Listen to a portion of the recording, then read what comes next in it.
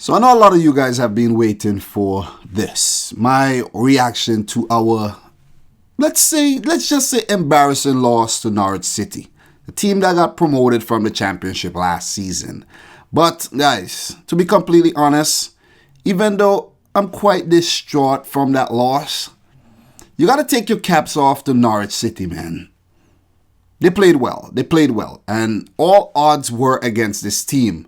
But guys, we have to remember, they won the championship last season with 94 points. They were awesome last season. It's a really good bunch of players. They only spent £1.5 million during the summer transfer window. They kept all their boys together. I think they offered like 15 new contracts, which means that this team is showing intent. They want to stay up in the Premier League.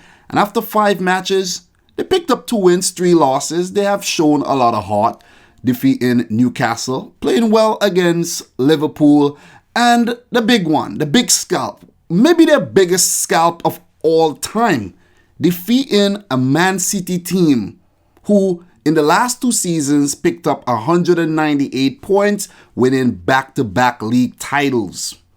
A treble last season. They came out all guns blazing against a Norwich team who had 7 starters. 7 out injured. The physiotherapist has been a busy man for Norwich. It's simply ridiculous. This achievement is just simply ridiculous, and you can't take anything away from Norwich. So I'm not gonna come here and lambast City and say we didn't play well and we didn't do this and we didn't do that. And you have to give credit when credit is due, and Norwich came out to play, and they played well. They didn't play us off the field, but they beat us in the most important department, the goal department. It was a 5-goal thriller. It's a game to remember. Definitely the Norwich fans will remember it. I will remember it because City doesn't lose that often. Even though last season we lost about 4 matches, still went on to win the title. So for all, let's say the Liverpool fans who are happy about this, guys, it's still very, very early. I understand that Liverpool has the momentum right now, 5 points ahead of us, 5 wins in their first opening 5 matches. They have been very good. Let's just say that they have been remarkable. If they went behind, they know how to come back. Once they're ahead, they know how to keep that lead. And we haven't been doing that very well this season. I don't know what's going on, but we have to get to the bottom of this. But Norwich, Daniel Farke and Norwich, they were at home. They played well. They were handicapped, so many injuries to key players, and they still came out there and played great football. It seems like the backup players that came in, they wanted this. They want a spot in the 11, and they defeated us. It's just simply remarkable. Every time I thought we were going to come back, I'm like, oh, I'm not going to panic. This team is great, and we're going to show people how great we are today by coming back and spanking Norwich at least 4-2 or something. But it didn't happen. It never materialized because this Norwich team has a never ever say die attitude, and they beat us after 90 minutes. The first goal, matter of fact, you know what? Before I talk about the goals, the scoreline 3-2. Before I talk about the goals, let me talk about the lineup that Pep Guardiola chose to start here. Remember, guys, Aymeric Laporte picked up a nasty injury. He will be out for 5 to 6 months. Leroy Sané already injured. Benjamin Mendy, well, he's been forever injured. So we're hampered. It's not our strongest 11. Let's just say that. And this is no excuse whatsoever. Norwich came, they took the game to us. They weren't going to park the bus because they if they parked the bus, they would have lost the match anyway. So they said, why not take the game to City? So they came out, took the game to City.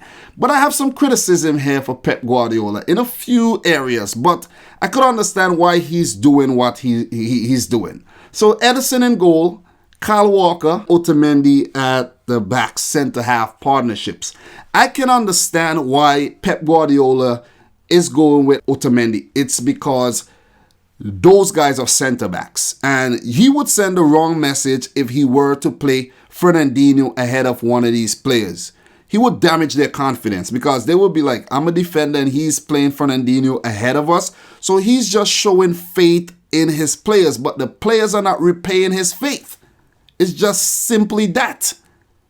Otamendi, John Stones, these guys are too experienced to be making these silly mistakes that are leading to goals. It's simply unacceptable, especially Nicolas Otamendi. John Stones, we know he could, switch off at times, but he hasn't been playing that much this season. He was injured. But Nicolas freaking Otamendi, man, like, come on, man.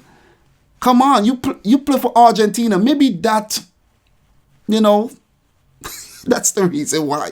But anyways, you can't be making these silly mistakes against teams that are very, very hungry to punish you.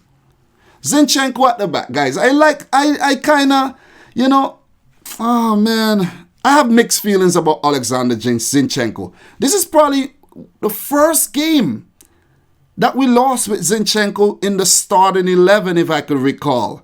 He has been our lucky charm, but he is not a left back. He has had the most touches on the ball this season for City, I think. And he's not a left back. He's a midfielder. He does well for Ukraine in the middle of the field. He's not a left back. Pep Guardiola needs to play a proper fullback here. Seriously, I want him to play a proper fullback. Zinchenko could come off the bench. I keep saying that. Zinchenko is a bench player. I don't care what he did in the past. He is a bench player. No more than that. His deliveries are not good enough. It's not consistently good enough.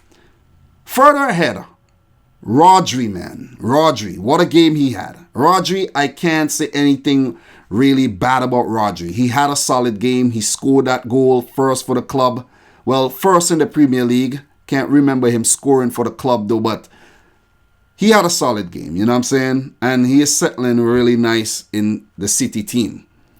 Where the criticism comes in, why Pep Guardiola is persisting with İlkay Gündoğan. I don't care what people say. I don't really rate İlkay Gündoğan up there. I don't rate him up there. He's a nice, neat player. Nice box-to-box midfielder. But I don't I don't rate Gündoğan like that. Kevin De Bruyne should have started this game. I don't care if we have Champions League football against Shakhtar Donetsk. This is a team that Gündoğan could have started against. But in the Premier League, guys, we can't be taking our feet off the gas like that. We have to be relentless. We have to be relentless, and especially in the middle of the field where Kevin De Bruyne has been so instrumental, racking up all that assists, chipping in with the goals. What has İlkay Gündoğan been doing? Nada. David Silva, of course, and on the wings, Bernardo Silva, Raheem Sterling, up top, Sergio Aguero, who scored the opening goal for Man City. He's just putting them in for fun. 7 goals so far for the season. But I would have preferred to see Bernardo in the middle and maybe a Mahrez on the wings. I would have preferred to see that than İlkay Gündoğan starting and not Kevin De Bruyne. I could understand Kevin De Bruyne had international duties and all the players are coming back from, the international break, and Pep is doing his rotation policy. But Gündoğan didn't Gündoğan come back from the German squad with a niggle? But it's a frustrating loss. It's a frustrating loss because we dominated every single department, just like we did against Tottenham Hotspur. And that just felt like a loss. That just definitely felt like a loss. But we lost against Norwich when we shouldn't have. The first goal conceding from that corner. Well, Norwich, that's like, I haven't been seeing teams taking corners like this. Norwich, all their players started. None of them were marked by City players. And when the ball was kicked in, they just ran forward. McLean, he got on the end of it, put it past Edison, whose positioning was quite off. So Edison has to come under some criticism there. And guys, even though Man City is not the tallest teams, we have to do better than that in set plays. John Stones, where are you? Otamendi, where are you? Rodri, where are you?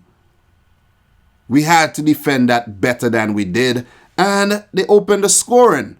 I was like, okay, that's light work still. We could get past that. That's okay. It's just one goal. We could get over that. But, guys, they scored again. They scored again. Ah, man. It's frustrating. It is frustrating, to say the least. It's a very, very, very, very frustrating loss. Very frustrating. We got caught on the break there. We got caught on the break on the left-hand side. So guys like Zinchenko, Otamendi has to come under heavy criticism there. And then Kyle Walker playing Timo Pukki onside. You know what I'm saying? Like, we got ran behind way too easy. Timo Pukki hooking up with Todd Cantwell for the second goal. And these two players has been combining very, very well for Norwich City. Take your hats off with them as well. And before I forgot, Timo Pukki, Player of the Month, Player of the Month, FIFA Ultimate Team, Player of the Month. Congrats to Timo Pukki, he deserves it. He's been putting them in for fun for his country, Finland, and for Norwich City. He came from Brøndby on a free to Norwich last season and scored the most goals in the championship, won the best player in the championship, team of the season in the championship, and now he's setting the Premier League on fucking fire. Hats off to Timo Pukki with a whole lot of assists and a whole lot of goals. How many goals do you guys think Timo Pukki will score this season? I'm going to go for, I think Timo Pukki could score 20 goals this season if he continues to put them in for fun. You know, because he is putting them in for fun and setting them up as well. We did get one back through Sergio Aguero. It was Bernardo Silva with a nice ball in, Aguero header. And I was like, yeah, boy, we're back in this. We are back in this. But, oh, man. We weren't in this. Norwich, they just put bodies behind the ball. We kept coming at them in waves. We just kept coming. Chance after chance after chance after chance. And they just kept defying us. You know what I'm saying? Buendia. All these guys were really good for Norwich. Godfrey. Lewis. These guys were really, really good. I don't know the Norwich team really, really well, like all the other players. But I know Tim Krul in goal. He had a busy day and he was spectacular. If it wasn't for Tim Krul, we would have won this game. We would have won this game. But he was amazing. The Dutchman was fucking amazing for Norwich City. Take your hat off for Tim Krul. Maybe he was the man of the match. I don't know. I'm going to give him my man of the match for all those saves that he made. He was awesome. He kept Norwich in the game and they went on to score a third. Let me talk about that third goal. That third goal. It came just after that John Stones giveaway in the midfield. He's high up the field, give away the ball. Timo Pukki got him behind, but he did not have enough legs to, you know, get himself in a good position to beat Edison. And then immediately after, the two stooges in the back there, John Stones and Otamendi linking up to concede that third goal. He got the ball, like John Stones passed the ball to Otamendi, and instead of getting the ball, being aware of what's going on around you, getting the ball, just get it away. Get it out the danger zone. He was pickpocketed by Buendia, who passed it over to Timo Pukki, and you know the marksman is not going to miss. Marksman. That didn't come out right, but he has been a deadly marksman this season, and he bagged another goal. I think this is, 6 this season, along with like 5 assists. The man has been amazing. Could Timo Pukki go on to win PFA Player of the Season? You know what I'm saying? He's in the conversation. Right now, he is in the conversation. But we continue to fight. We fought. We tried. But at that moment, I knew 3-1 was, it was hard to come back from 3-1 down. It doesn't matter who you're playing, whether it's Norwich or whether it's a championship team. It's hard to come back from being 3-1 down. And we didn't. We fought back really, really hard. Bagged a late goal through Rodri. After we brought on Mahrez, we brought on Gabriel Jesus, and who else did come on for us? Kevin De Bruyne came on, and these guys, they just couldn't propel us to at least a draw. We had to settle for the loss. Congrats to Norwich, man. Congrats to freaking Norwich. They played well, because even after we came back and the scoreline was 3-2, they still managed to prevent us from scoring that third goal to pick up the draw. I would have been satisfied with the draw, to be completely honest, because we weren't on our A game. We definitely weren't on our A game. And we have seen a lot of games where we have way too many chances and we didn't put them in the back of the net. And we have ourselves to blame here. I hope it's not a season-defining loss, but let me just say this for Norwich City. I hope this is a season-defining win for you guys, and it will help you in your quest to survive, because Norwich is still not safe. They're still not safe at all. No one is safe right now. The Premier League is so freaking unpredictable. No one is safe. Not even Liverpool, because they could go into a slump. You never know. But the way they are playing is not indicative of that. But guys, these are my thoughts on the game. I may have missed a few more, big talking points. But Guardiola, man, I think he was humbled today. He was humbled. But he himself understands that it's football and the hungrier team is always going to win. They are always going to win. And Norwich seems like they are hungry. They are hungry because they want to stay up, and they were quite disadvantaged coming into the game. I told somebody this morning we might smash them like 5-0. They have like 11 players like out injured, but I was proven wrong, and I myself was humbled today. I felt really, really bad watching this game. I didn't know. I didn't know what to do. It was like, this was an embarrassing loss. Okay? So guys, I'm your boy Dominic Rich. These are my thoughts on the City Norwich fixture. I will talk about the Liverpool Newcastle game and the other Premier League games in another video. I just wanted to, lament this loss against Norwich. It's like, But anyways, guys, if you're new around here, consider hitting the subscribe button, smash the thumbs up button, and let me know your thoughts in the comment section down below. So from your boy Dominic Rich, until next time, peace out. Rich Squad.